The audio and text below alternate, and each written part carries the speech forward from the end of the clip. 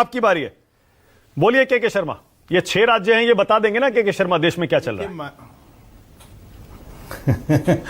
मानक जी, कांग्रेस पार्टी और उनके प्रवक्ता अभय दुबे, इनके 3 ही काम है: झूठ सोचना, झूठ बोलना और झूठ ही सुनना। ये सच से सामना करने की क्षमता इनमें समाप्त हो गई है और ये मान चुके हैं कि हमें झूठ पे ही जीना है, हम सच पे नहीं जा सकते।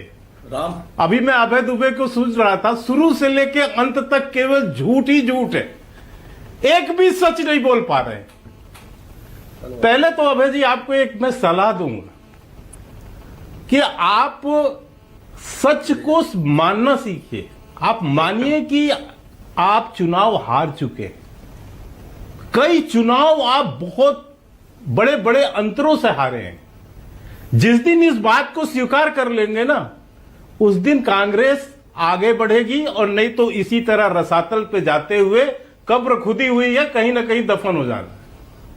क्योंकि सच से सामना करने की ताकत अब आप लोगों में बची नहीं है। मैं आपको 2-3 बातें कहता हूं। आपने आगे वाले 3-4 चुनाव की बात की है और पीछे के चुनाव की बात की है।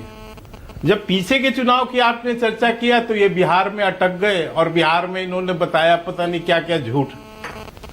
एक बात और कहना चाहता हूं, अभी किसी सेना के अधिकारी के संदर्भ में भी कहा। देखिए मानक जी, देश का कानून सब पे लागू है, वो चाहे कोई भी हो, हर पर देश का कानून लागू होता है। और ये जब लागू कब नहीं होता था, इसका भी एक उदाहरण है और वो मामला इस समय कोर्ट में है और उसमें आरोप है सोनिया गांधी पर कि सोनिया गांधी 1980 के लगभग में इस देश में वोट किया और नागरिक बनी 1983 में। इस पर उनको नोटिस जारी हुआ है कोर्ट से और वो वोट देते हुए के भी फोटो जारी किए हैं, खुद कांग्रेस पार्टी ने अपने उसमें डाला हुआ है।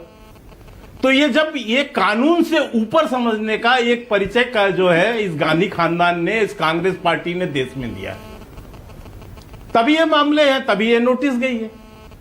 क्योंकि वो कानून से ऊपर थे, उन्हें कानून मानना नहीं था। बड़े घर की हैं भाई, क्यों पूछना, क्यों बात करना, वो तो है ही है, प्रधानमंत्री की बीवी है, अब आपने उनकी बहू है। अब आपने बंगाल का जिक्र किया, आपने बंगाल का जिक्र किया तो ये भी बता दीजिए, हाईकोर्ट में बंगाल में जो मामला कोलकाता हाईकोर्ट में आया, उसमें ईडी ने ये क्यों कहा कि हमारी याचिका पर सुनवाई मत करिए, हम सुप्रीम कोर्ट में सुनवाई करवाएंगे इसकी। ममता बनर्जी ने आपकी रेड में, ईडी की रेड में बाधा डाली, यही याचिका डाली थी हाईकोर्ट में ईडी ने। वहां सरकार आज बोल रही है कि वहां मत सुनिए, हम सुप्रीम कोर्ट में सुनवाई करेंगे, ऐसा क्यों? नहीं, सरकार नहीं लड़ रही, वहां ईडी एक स्वायत्त संस्था है जो अंडर सरकार के ही है, पर वो अपना पक्ष रख रही है और सुप्रीम कोर्ट में सुनवाई है तो सुप्रीम कोर्ट में अभी आ जाएगा। ठीक है, ओके, स्वयं पुरोहित, ऑल राइट, स्वयं तो पुरोहित।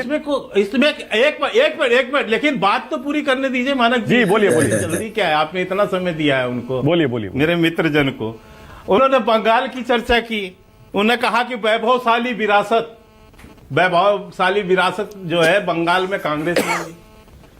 नक्सल कांग्रेस ने दिया, नक्सल तो इन्हीं के समय पैदा हुआ है ना इस देश के अंदर, और समाप्त हम कर रहे हैं नक्सल को, ये तो कांग्रेस की देन है। नक्सल उसी समय पैदा हुआ, इनके सरकार के समय। आज लगभग जो है 40-45 साल से कांग्रेस का नाम लेवा नहीं बचा बंगाल में। आज 1 सीट 2 सीट की पार्टी बन के रह गई और वैभवशाली विरासत अपनी गिन रहे हैं वहां पर। तो इससे ज्यादा हास्यास्पद क्या हो सकता है? मैं पिछले चुनाव की बात करूं, बिहार में तो ये जिस तरह मुंह की खाए, ओके, स्वयं पुरोहित से लेके सारे प्रकरण में, अब उसमें लाख झूठ बोले, लेकिन दिल्ली में भी, हरियाणा में भी, महाराष्ट्र में भी, और यही इनका नेतृत्व जो है इसी तरह कमजोर दिनों पे दिन होता चला गया। न संगठन का विस्तार है, न सत्ता है, हो गया ये भाषण लेकिन दे रहे हैं क्या? बातें बतौले। ओके, स्वयं पुरोहित, ऑल राइट, के शर्मा, मैं आपको फिर मौका दूंगा अभी जरा।